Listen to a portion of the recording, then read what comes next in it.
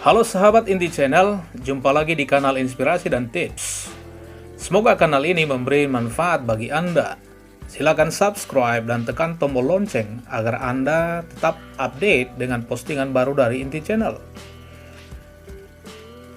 Sahabat, adakah keinginan atau impian Anda tertunda hanya karena Anda tidak berani mengambil risiko, takut gagal, atau karena sahabat menunda-nunda? Anda mau hanya memendamnya sebagai angan-angan doang?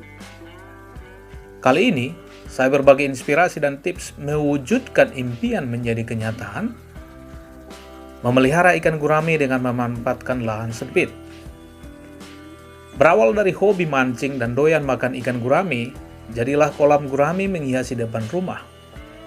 Gak usah ciut dulu bila lahan depan, samping, atau belakang rumah Anda sempit. Yang penting, Anda berkeinginan kuat mewujudkan impian Anda yang tertunda atau sekedar menyalurkan hobi. Siapa tahu Anda hoki. Yuk, pantengin inspirasi dan tips berikut ini ya. Yang pertama, tetapkan tujuan Anda.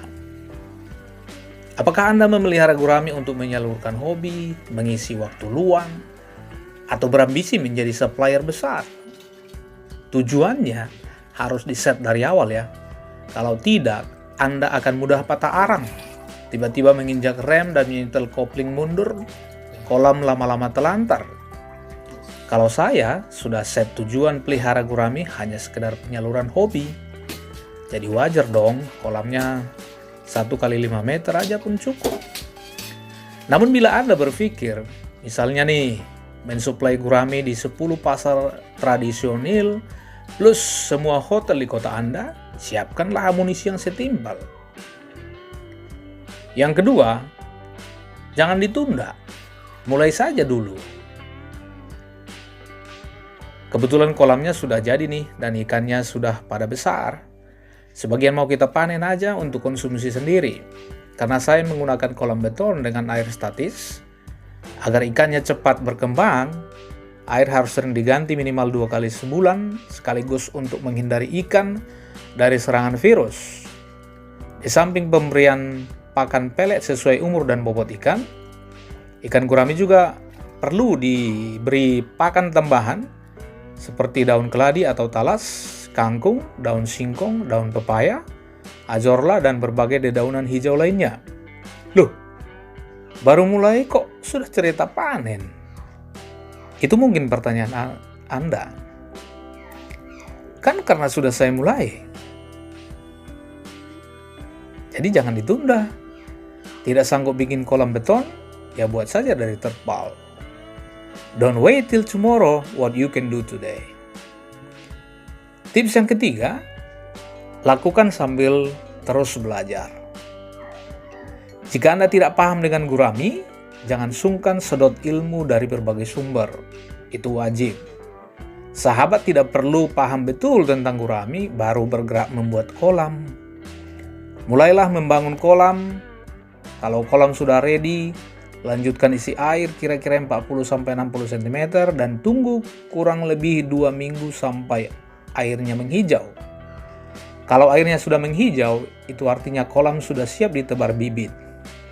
Boleh juga Anda taruh eceng gondok dan azorla ke dalam kolam yang berfungsi menetralisir suhu dan bahan berbahaya dalam kolam, sekaligus nanti menjadi makanan tambahan ikan.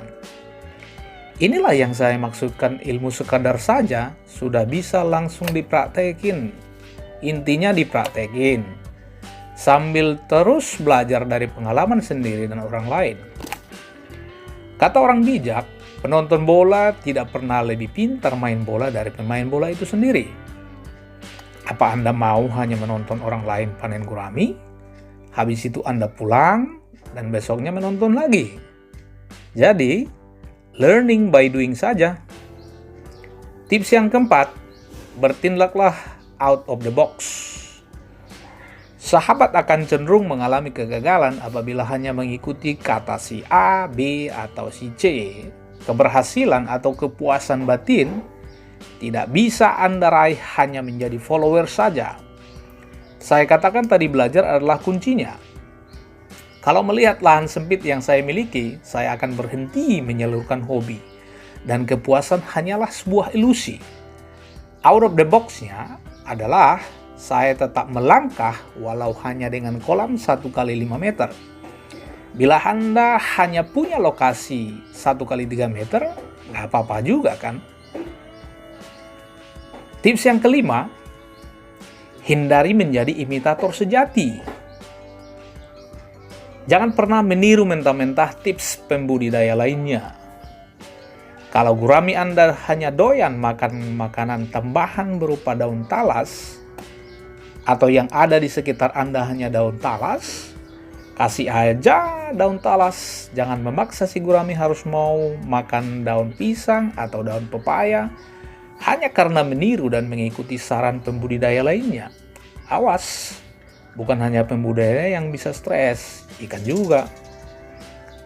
Atau bila memiliki lahan luas untuk menanam daun-daunan untuk pakan gurami, boleh juga dibalik. Jadikan daun-daunan sebagai pakan utama gurami dan pelet hanya sebagai makanan tambahan. Karena sejatinya gurami adalah herbivora. Tips yang keenam, disiplinkan diri dan gurami. Loh, apa gurami bisa didisiplinkan? Bisa. Misalnya dalam pola makan. Kalau sahabat membiasakannya makan pelet 3 kali sehari, maka si gurami akan menunggu diberi pakan sesuai waktu yang Anda jadwalkan. Demikian juga kalau sahabat terbiasa memberi pelet 2 kali sehari. Yang kacau apabila Anda suka-suka, kadang 4, 3, 2 kali sehari, dan bahkan sering tidak dikasih makan. Bakal diare semua itu gurami. Pertumbuhannya akan terganggu. Tips yang ketujuh, yang terakhir, jika Anda kurang berhasil pada percobaan perdana budidaya gurami, kembalilah ke tips nomor 3. Lakukan atau ulangi sambil terus belajar. Dalam hidup ini selalu ada cost yang harus dikeluarkan untuk belajar. Belajarlah dari pengalaman Anda. Jika Anda nyaman hanya sekadar penyaluran hobi, seperti saya misalnya, nikmatilah hasil yang Anda capai. Enjoy your lifestyle. Sebaliknya, jika Anda merasa Anda cukup berhasil menjalankan misi memelihara gurami sebagai hobi, gak ada salahnya juga kan membuat lompatan besar. Anda melangkah menjadi pembudidaya gurami yang mampu mensuplai kebutuhan satu kota. Berawal dari budidaya gurami di kolam sempit dengan usaha konkret, hasilnya akan terasa legit. Kan sudah banyak pengusaha sukses yang merintis usahanya berawal dari hobi. Selamat menggapai bintang. Oke, sekian dulu ya inspirasi dan tips dari Inti Channel. Bila Anda merasa tips di atas kurang lengkap, silakan tinggalkan jejak di kolom komentar. Atau bila merasa konten ini bermanfaat, silakan like, share, dan subscribe. Semoga ke depan Anda semakin berhasil dan gemilang. Have a wonderful day.